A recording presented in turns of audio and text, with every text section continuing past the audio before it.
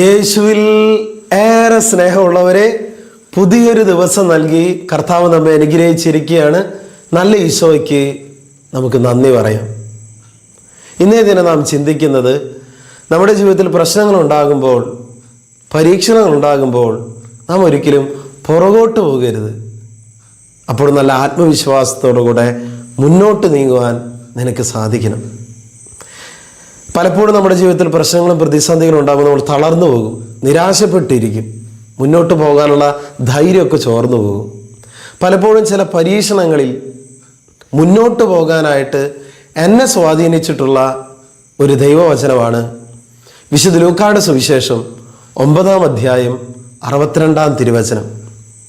കലപ്പയിൽ കൈവച്ചിട്ട് പിന്തിരിഞ്ഞു നോക്കുന്ന ഒരുവനും സ്വർഗരാജ്യത്തിന് യോഗ്യനല്ല. കലപ്പയിൽ കൈവച്ചിട്ട് പിന്തിരിഞ്ഞു നോക്കുന്ന ഒരുവനും സ്വർഗരാജ്യത്തിന് യോഗ്യനല്ല. ഇടയ്ക്ക് വെച്ച് ചിലതെല്ലാം നിർത്താൻ, തളർന്നിരിക്കാൻ, ഇനിയൊന്നും നേരെയാകില്ല എന്നൊക്കെ ചിന്ത പിശാച് തരും. പ്രിയപ്പെട്ടവരെ, അതിനെയൊക്കെ അതിജീവിച്ച് മുന്നോട്ട് നീങ്ങുമ്പോഴാണ് സ്വർഗരാജ്യത്തിന് നീ അവകാശിയായിട്ട് തീരുന്നത്. അതുകൊണ്ട് പ്രിയപ്പെട്ടവരെ, നമുക്ക് മുന്നോട്ട് നീങ്ങണം. പ്രശ്നങ്ങളുണ്ടാകും, പരീക്ഷണങ്ങളുണ്ടാകും.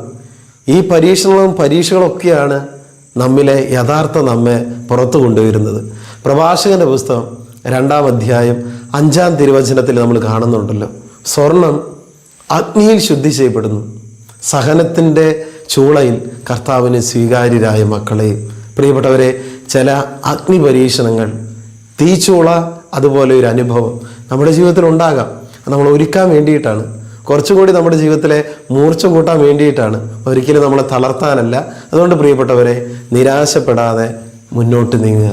ഒരുപക്ഷെ നമ്മൾ കേട്ട് കാണും വളരെ പ്രശസ്തമായൊരു വാക്യം, ശാന്തമായ ഒരു സമുദ്രം ഒരിക്കലും വിദഗ്ധനായൊരു നാവികനെ സൃഷ്ടിച്ചിട്ടില്ല.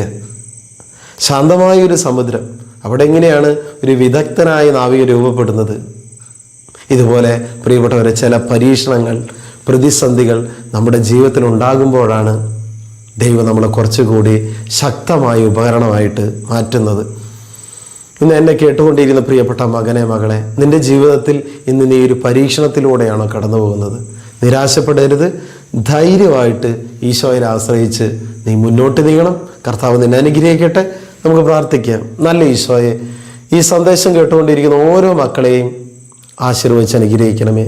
പ്രത്യേകിച്ച് തളർന്നിരിക്കുന്നവരെ, നിരാശയിലായിരിക്കുന്നവരൊക്കെ സമർപ്പിച്ച് പ്രാർത്ഥിക്കുന്നു. കർത്താവെ, മുന്നോട്ട് പോകാനുള്ള ശക്തിയും ധൈര്യവും ഇവർക്ക് നൽകണമേ. യേശുവിൻ്റെ അധികാരമുള്ള നാമത്തിൽ അതിനായി ഇവരെ ഞാൻ ആശീർവദിച്ച് അനുഗ്രഹിക്കുന്നു. ഇപ്പോഴും എപ്പോഴും എന്നേക്കും. ആമേൻ.